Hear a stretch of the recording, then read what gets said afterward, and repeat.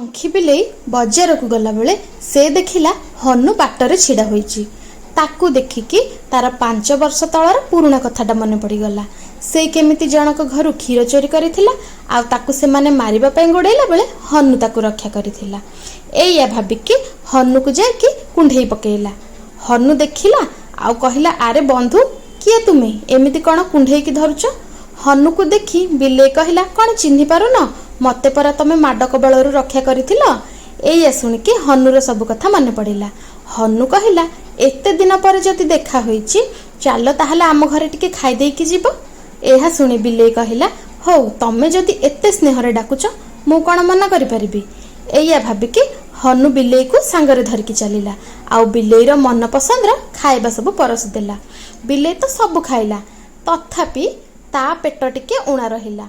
सेथिपाई से हनु घर ही 2 बोतल क्षीर चोरी कला।